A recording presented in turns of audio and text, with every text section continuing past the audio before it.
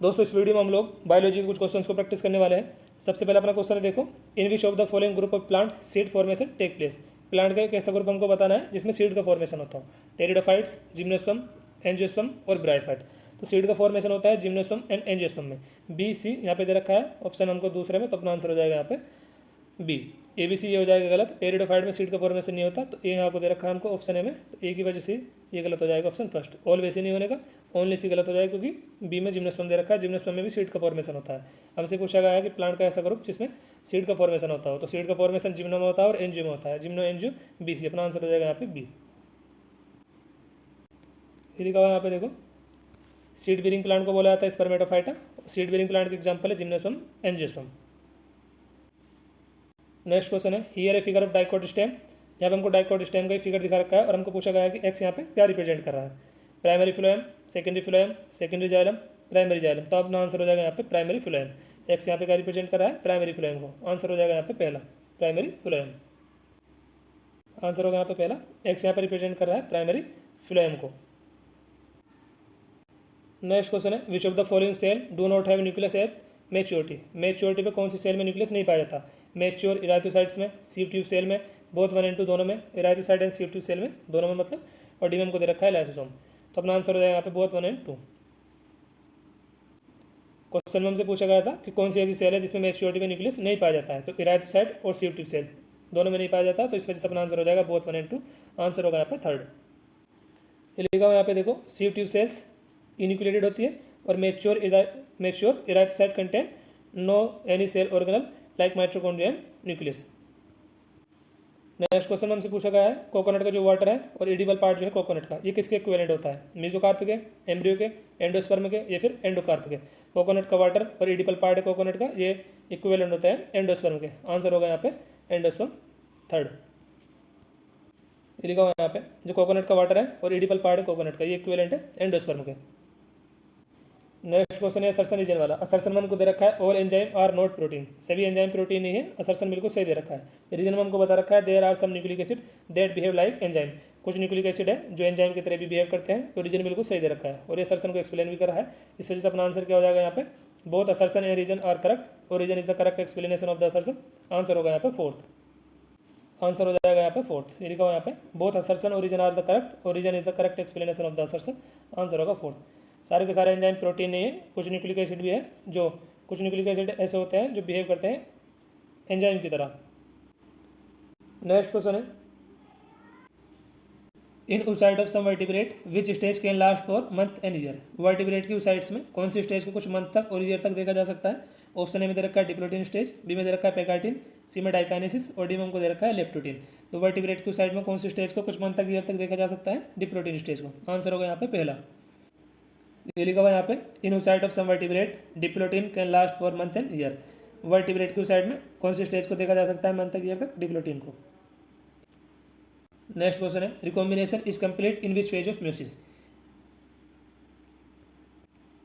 Meiosis के कौन से फेज में रिकॉम्बिनेशन कंप्लीट होती है, लेप्टोटिन में, जाइगोटिन में, पेकार्टिन में या फिर डाइकाइनेसिस में। तो अपना आंसर हो जाएगा यहाँ पे pachytene third. Recombination is complete in which phase of meiosis, pachytene. Answer होगा यहाँ पे तीसरा। ये लिखा हुआ यहाँ पे, देखो, होमोलोगस क्रोमोसोम के बीच में जो रिकॉम्बिनेशन कंप्लीट होती है वो कब होती है, बाय द एंड ऑफ पेकार्टिन। तो अपना आंसर हो जाएगा यहाँ पे पेकार्टिन। नेक्स्ट क्वेश्चन है, which of the following is not a paired structure in human male. Human male में कौन सी एक पेयर्ड स्ट्रक्चर नहीं है, तो यूरेथ्रा जो है ये अनपेयर्ड है। अनपेयर्ड हमसे पूछा गया है, क्वेश्चन में पूछा गया है which one of the following is not a paired structure in human male, मतलब कि अनपेयर्ड पूछा गया है। तो अनपेयर्ड जो होती है यहाँ पे, ये होती है यूरेथ्रा। यूरेथ्रा अनपेयर्ड है। बाकी सारे के सारे वास डिफरेंस, एपिडिडाइमस और इजेकुलेडक्ट, ये सारी की सारी है पेयर्ड स्ट्रक्चर। हमसे पूछा गया है नॉट ए पेयर्ड, अनपेयर्ड को। अनपेयर्ड है यहाँ पे यूरेथ्रा, यूरेथ्रा अपना आंसर हो जाएगा। बाकी वास डिफरेंस, एपिडिडाइमस और इजेकुलेडक्ट ये पेयर्ड स्ट्रक्चर है। अनपेयर्ड है यहाँ पे यूरेथ्रा, अनपेयर्ड पूछा गया है तो अपना आंसर हो जाएगा फर्स्ट। ये लिखा हुआ है यहाँ पे यूरेथ्रा अनपेयर्ड स्ट्रक्चर है, जबकि वास डिफरेंस, एपिडिडाइमस और इजेकुलेडक्ट ये सारी की सारी होती है पेयर्ड। नेक्स्ट क्वेश्चन है, in mycorrhiza function of hyphae. Mycorrhiza में पाए जाने वाला हाइफी का फंक्शन क्या होता है, तो हाइफी का फंक्शन होता है absorption of mineral ion from water, absorption of mineral ion and water from the soil. Answer होगा यहाँ पे अपना दूसरा, मिनरल्स का और वाटर का एब्जॉर्प्शन करना सोइल से, ये काम होता है हाइफी का। तो अपना आंसर हो जाएगा यहाँ पे सेकंड। ये लिखा हुआ यहाँ पे, हाइफी का फंक्शन क्या होता है, मिनरल्स का और वाटर का एब्जॉर्प्शन करना from the soil. The hyphae have a very large surface area that absorb mineral ion and water from the soil. Answer हो जाएगा यहाँ पे दूसरा। In mycorrhiza function of hyphae absorption mineral ion and water from the soil. Next question है how do parasympathetic neural signal affect the working of heart. Parasympathetic neural signal heart की working को कैसे affect करते हैं। Option है हमको दे रखा है reduce both heart rate and cardiac output. जो पैरासिम्पैथेटिक न्यूरल सिग्नल है ये रिड्यूस करते हैं हार्ट रेट को एंड कार्डियक आउटपुट को। बी में हमको दे रखा है हार्ट रेट को तो इंक्रीज कर देते हैं लेकिन कार्डियक आउटपुट को अफेक्ट नहीं करते हैं। सी में हमको दे रखा है both heart rate and cardiac output increase, दोनों को इंक्रीज कर देते हैं। और डी में हमको दे रखा है हार्ट रेट को तो डिक्रीज करते हैं बट कार्डियक आउटपुट को इंक्रीज कर देते हैं। तो पैरासिम्पैथेटिक न्यूरल सिग्नल हार्ट की वर्किंग को कैसे अफेक्ट करते हैं, ये रिड्यूस करते हैं both heart rate as well as cardiac output. तो अपना आंसर हो जाएगा यहाँ पे first. Parasympathetic neural signal decrease कर देता है हार्ट बीट को एंड कार्डियक आउटपुट को। नेक्स्ट क्वेश्चन है 8 to 16 cell stage of embryo is called. Embryo की 8 से 16 सेल स्टेज को क्या बोला जाता है, ब्लास्टोसिस्ट, मोरुला, ट्रोफोब्लास्ट या फिर नन ऑफ दिस। तो अपना आंसर हो जाएगा यहाँ पे मोरुला। एम्ब्रियो की 8 से 16 सेल स्टेज को मोरुला बोला जाता है तो आंसर होगा यहाँ पे बी मोरुला। ये लिखा हुआ यहाँ पे देखो the embryo with 8 to 16 blastomere is called morula. Next question है the upper surface of tongue has small projection called. Tongue के अपर सरफेस में कुछ स्मॉल प्रोजेक्शन पाए जाते हैं, उनको क्या बोला जाता है, इनेमल, पेपिली, फ्रेन्युलम या फिर टीथ बड। तो अपना आंसर हो जाएगा यहाँ पे पेपिली। टंग के अपर सरफेस में कुछ स्मॉल प्रोजेक्शन पाए जाते हैं जिनको पेपिली बोला जाता है तो अपना आंसर हो जाएगा यहाँ पे दूसरा। आंसर होगा यहाँ पे दूसरा। Upper surface of the tongues has small projection called papillae, some of which bear taste bud. Papillae में टेस्ट बड पाई जाती है और टंग के अपर सरफेस में जो स्मॉल प्रोजेक्शन पाए जाते हैं उनको पेपिली बोले जाते हैं और पेपिली में होती है टेस्ट बड। नेक्स्ट क्वेश्चन है given below are two statement. यहाँ पे स्टेटमेंट फर्स्ट है और यहाँ पे सेकंड। हमको बताना है choose the correct answer from the option given below. Statement 1 में हमको दे रखा है the menstrual flow result due to break down of endometrial lining of the uterus and its blood vessel which form liquid that come out through vagina. Statement first में हमको बता रखा है यूटेरस की एंडोमेट्रियल लाइन के break down के कारण जो मेंस्ट्रुअल फ्लो है वो वेजाइना के थ्रू बाहर आता है, तो ये बिल्कुल सही दे रखा है। स्टेटमेंट 2 में हमको बता रखा है during pregnancy all event of menstrual cycle stop and there is no menstruation. Pregnancy के दौरान मेंस्ट्रुअल साइकिल के सारे इवेंट जो है स्टेप हो जाते हैं और यहाँ पे कोई भी मेंस्ट्रुएशन नहीं होता। तो स्टेटमेंट फर्स्ट भी सही दे रखा है, सेकंड भी सही दे रखा है। फर्स्ट में हमको बता रखा है कि यूटेरस की एंडोमेट्रियल लाइनिंग के ब्रेकडाउन के कारण मेंस्ट्रुअल फ्लो जो है वो एक लिक्विड के रूप में वेजाइना के बाहर आता है, तो फर्स्ट बिल्कुल सही दे रखा है। सेकंड में हमको बता रखा है प्रेगनेंसी के दौरान मेंस्ट्रुअल साइकिल के सारे इवेंट है स्टॉप हो जाते हैं, रुक जाते हैं और यहाँ पे कोई भी मेंस्ट्रुएशन नहीं होता। तो फर्स्ट भी सही है, सेकंड भी सही है। तो अपना आंसर यहाँ पे क्या हो जाएगा, both statement first and statement 2 are correct. Answer होगा यहाँ पे फोर्थ। दोनों स्टेटमेंट से है तो इस वजह से अपना आंसर हो जाएगा यहाँ पे फोर्थ। स्टेटमेंट फर्स्ट ये लिख कर हमको यहाँ पे लिख के दे रखे the menstrual flow result due to break down of endometrial lining of uterus and its blood vessel which form liquid that come out through vagina. Second में हमको बता रखा है कि during pregnancy all event of menstrual cycle stop and there is no menstruation. तो first भी सही है, सेकंड भी सही है। तो अपना आंसर हो जाएगा यहाँ पे फोर्थ। नेक्स्ट क्वेश्चन है in the given diagram A and B are. यहाँ पे जो डायग्राम दिखा रखा है हमको बताना है कि ए और बी यहाँ पे क्या है। ए में हमको दिखा रखा है लैरिंग्स और बी में हमको दिखा रखा है एल्विलाई को। तो यहाँ पर अपना आंसर हो जाएगा लैरिंग्स एंड एल्विलाई। ब्रोंक्योल गलत हो जाएगा, ट्रेकिया गलत हो जाएगा, नन ऑफ दिस वैसे नहीं होने का। ए में हमको दिखा रखा है लैरिंग्स को। क्वेश्चन में हमसे पूछा गया था in the given diagram A and B, तो ए में हमको दिखा रखा है लैरिंग्स एंड बी में एल्विलाई। लैरिंग्स एल्विलाई दिखा रखा है ऑप्शन 3 में, अपना आंसर हो जाएगा यहाँ पे थर्ड। एनसीईआरटी में हमको डायग्राम दिखा रखा है, यहाँ पे वैसे इतना अच्छे दिख नहीं रहा है, यहाँ पे लेबलिंग जो कर रखी है। ए में हमको दिखा रखा है लैरिंग्स और बी में दिखा रखा है एल्विलाई। लैरिंग्स ए में और बी में एल्विलाई। एनसीईआरटी में डायग्राम हमको दिखा रखा है chapter breathing and exchange of gases में। तो एनसीईआरटी आप लोग खोल के देखोगे तो वहाँ पर आपको सारी लेबलिंग अच्छे दिख जाएगी। नेक्स्ट क्वेश्चन है व्हाट इज एथेरोस्क्लेरोसिस। एथेरोस्क्लेरोसिस क्या है, एक प्रकार की सीएडी है, कोरोनरी आर्टरी डिजीज, एक प्रकार की पीएम है, प्रोटीन एनर्जी मालन्यूट्रिशन, एक प्रोसेस है डायलिसिस का, ये प्रोसेस है ये काउंटर करंट मैकेनिज्म का। तो एथेरोस्क्लेरोसिस एक प्रकार की कोरोनरी आर्टरी डिजीज है, अपना आंसर हो जाएगा यहाँ पे फर्स्ट। नेक्स्ट क्वेश्चन है exchange of nutrient comma gases at between the blood and cells always occur through which fluids. Question में हमसे पूछा गया है ब्लड के और सेल के बीच में जो न्यूट्रिएंट का और गैसेस का एक्सचेंज होता है ये कौन से फ्लूइड के द्वारा होता है, इंटरस्टिशियल फ्लूइड के द्वारा, टिश्यू फ्लूइड के द्वारा, लिम्फ के द्वारा, फिर ऑल ऑफ दीज, सभी के द्वारा। तो अपना आंसर हो जाएगा यहाँ पे ऑल ऑफ दीज। पहले क्वेश्चन में हमसे पूछा गया था एथेरोस्क्लेरोसिस क्या है, तो एक प्रकार की सीएडी है, कोरोनरी आर्टरी डिजीज। दूसरा में हमको पूछा गया है कि ब्लड के और सेल के बीच में न्यूट्रिएंट का और जो गैसेस का एक्सचेंज होता है ये कौन से फ्लूइड के द्वारा होता है, तो लिम्फ इजिकल होता है टिश्यू फ्लूइड, इजिकल होता है इंटरस्टिशियल फ्लूइड। लिम्फ बोल दो, टिश्यू फ्लूइड बोलते हैं, इंटरस्टिशियल फ्लूइड बोल दो, बात एक है। तो अपना आंसर हो जाएगा यहाँ पे fourth. Exchange of nutrient comma gases between the blood and cell always occur through which fluid, interstitial fluid, tissue fluid, lymph, सारे के सारे सही हो जाएंगे। अपना आंसर हो जाएगा all of these. Next question है, given below are two statement, statement first और सेकंड स्टेटमेंट बता रखे हमको, करेक्ट बतानी है यहाँ पे कौन सी होगी। फर्स्ट में हमको दे रखा है about 15 million year ago primate called Dryopithecus and Ramapithecus were existing. Primate जो थे ड्रायोपिथिकस और रामापिथिकस ये एग्जिस्ट क्या करते थे 15 million year ago. Statement first बिल्कुल सही दे रखी है। सेकंड में हमको बता रखा है जो रामापिथिकस था ये मेन लाइक था और ड्रायोपिथिकस जो था ये एप लाइक था। Ramapithecus was more main like while Dryopithecus was more ape like. तो जो रामापिथिकस था ये मेन लाइक था, ड्रायोपिथिकस एप लाइक था। टू भी सही दे रखा है। तो अपना आंसर हो जाएगा यहाँ पे both statement first and statement two are correct. First में हमको बता रखा है बोथ स्टेटमेंट फर्स्ट, दोनों की दोनों इनकरेक्ट, ये गलत हो जाएगा। इनकरेक्ट तो दोनों गलत हो जाएगा, इनकरेक्ट नहीं है, दोनों की दोनों करेक्ट है। तो अपना आंसर हो जाएगा फोर्थ। आंसर हो जाएगा यहाँ पे fourth. Statement first about 15 million year ago primate called Dryopithecus and Ramapithecus were existing. Primate जो थे ड्रायोपिथिकस रामापिथिकस एग्जिस्ट क्या करते थे 15 मिलियन ईयर को। रामापिथिकस जो था मोर मेन लाइक था और ड्रायोपिथिकस एप लाइक था। Ramapithecus main like, Dryopithecus ape like, दोनों स्टेटमेंट से ही आंसर होगा यहाँ पे फोर्थ। ये लिखा हुआ यहाँ पे देखो, ड्रायोपिथिकस और रामापिथिकस एग्जिस्ट क्या करते थे 15 मिलियन ईयर को। जूलॉजिकल टाइम पीरियड से आपके एग्जाम में कभी कभी क्वेश्चन पूछ लिया जाता है, तो इनको देख लेता हूँ 1-2 मिनट में। ओरिजिन ऑफ यूनिवर्स, यूनिवर्स का ओरिजिन हुआ 20 बिलियन ईयर को। ओरिजिन ऑफ अर्थ, अर्थ का ओरिजिन हुआ 4.5 बिलियन ईयर को। Origin of life on earth 4 billion year को। अर्थ पे लाइफ का ओरिजिन हुआ 4 बिलियन ईयर को। अर्थ का ओरिजिन हुआ 4.5 बिलियन ईयर को और यूनिवर्स का ओरिजिन हुआ 20 billion year ago. First non cellular form of life originate on earth, earth पे पहली non cellular form of life कब ओरिजिनेट हुई 3 बिलियन ईयर को। नेक्स्ट है first cellular form of life originate on earth, earth पे पहली cellular form of life कब originate हुई 2 billion year ago. Invertebrate originate हुए 500 मिलियन ईयर को और jawless fish evolve हुई 350 मिलियन ईयर को। BYA का मतलब है बिलियन ईयर को और MYA का मतलब है मिलियन ईयर को।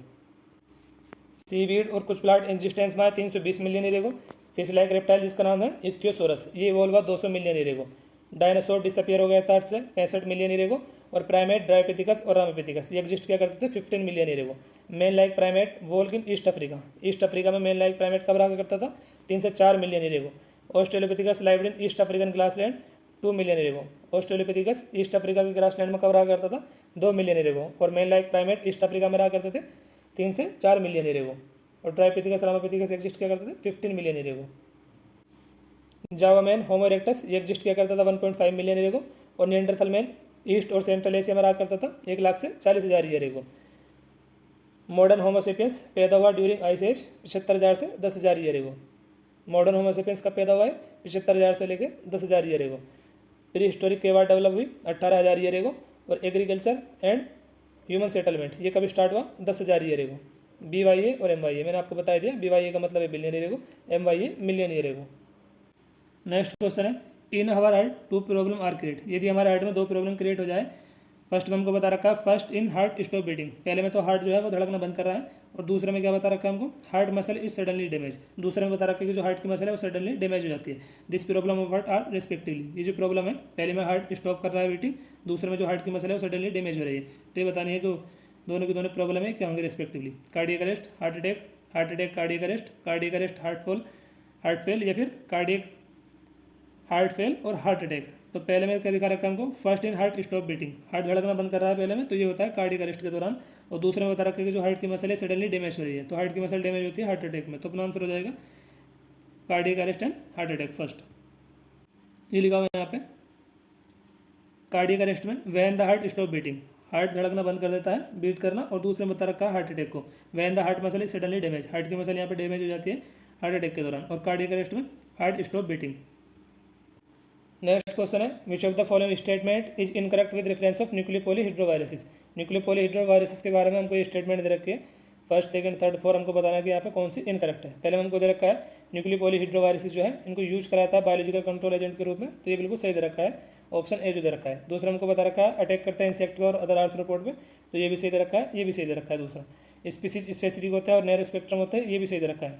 डी में हमको बता रखा है फोर में have no negative impact on plant, mammal, birds, fish और इवन ऑन टारगेट, टारगेट से पहले आएगा यहाँ पे नॉन टारगेट, इनका कोई भी नेगेटिव इंपैक्ट नहीं पड़ता प्लांट पे, मैमल्स पे, बर्ड्स पे, फिशिस पे, इवन नॉन टारगेट इंसेक्ट पे। तो ऑन के बाद आएगा यहाँ पे नॉन।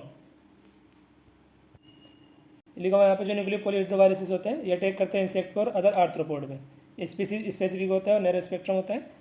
एंड यहाँ पर हमको बता रखा है have no negative impact on plant, mammal, birds and fishes even non target insect. Question में हमको दे रखा था even on target insect, target से पहले नॉन हो रहेगा, तो अपना आंसर क्या हो जाएगा यहाँ पे, आंसर हो जाएगा यहाँ पे फोर्थ। हमसे पूछा गया है incorrect, which of the following statement is incorrect with reference of nuclear polyhedrovirus. Nuclear polyhedrovirus के बारे में यहाँ पे कौन सा इनकरेक्ट है, तो ये बायोलॉजिकल कंट्रोल एजेंट के रूप में इस्तेमाल होता है, सही बात है। अटैक करते हैं इंसेक्ट और अदर आर्थ्रोपोड पे, ये भी सही है। स्पीसीज स्पेसिफिक और नैरो स्पेक्ट्रम होता है, ये भी सही बात है। इनका कोई भी नेगेटिव इंपैक्ट नहीं होता प्लांट पे, मेमल पे, बर्ड्स पे, फिशिस पे, इवन नॉन टारगेट इंसेक्ट पे, यही गलत है, ये आंसर हो जाएगा फोर्थ। नेक्स्ट क्वेश्चन है making multiple copies of any template DNA in a hot cell is known as.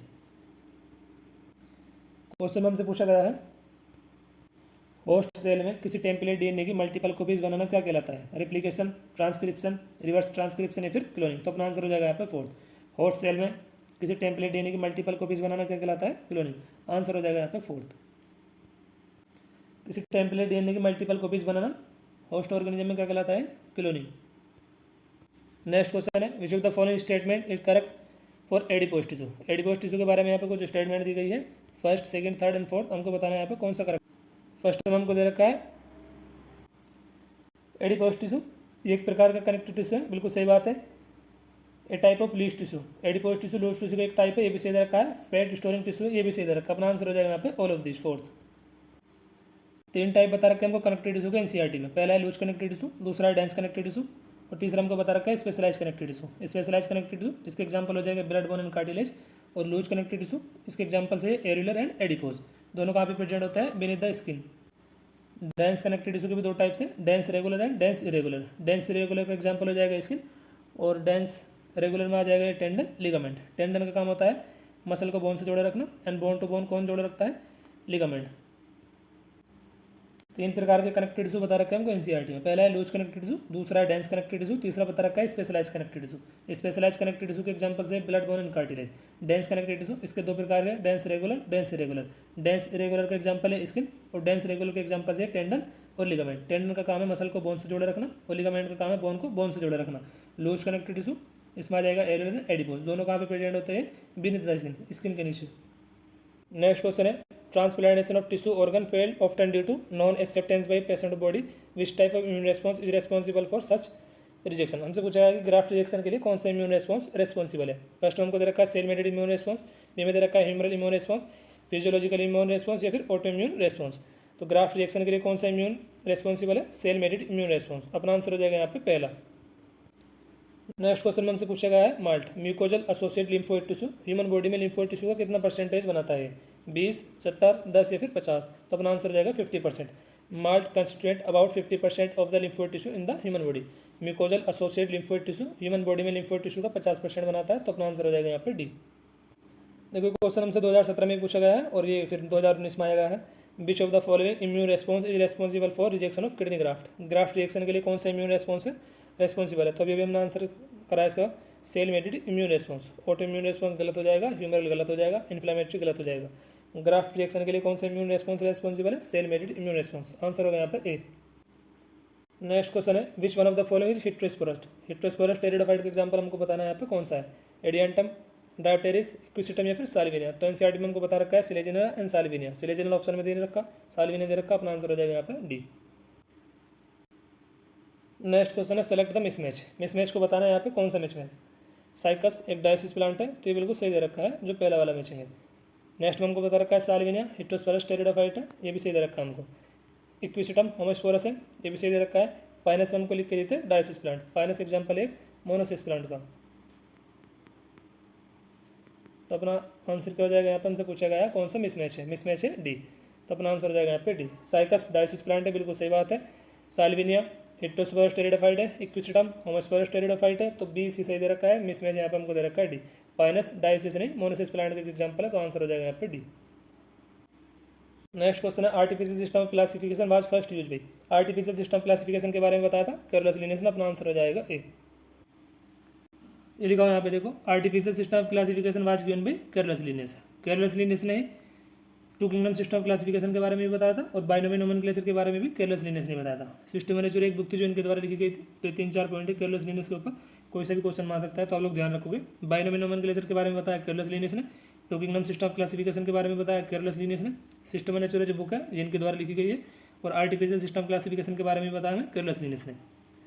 Natural system of classification for flowering plant, flowering plant के लिए जो नेचुरल सिस्टम है क्लासिफिकेशन का, ये किसके द्वारा दिया गया?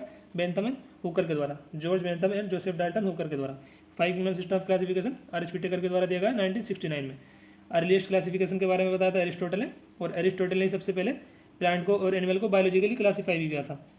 Causal organism of the mosaic disease of tobacco is recognise by D.G. Ivanowsky 1892 में। टोबैको में मोजेक डिजीज कोज करने वाले जो ऑर्गेनिज्म है उसको सबसे पहले किसने रिकॉग्नाइज किया? D.G. आइवानोव्स्की ने 1892 में। कंटेंजियम वाइवम फ्लूइडम, इसके बारे में बताया M.W. वेजिनेक ने 1898 में।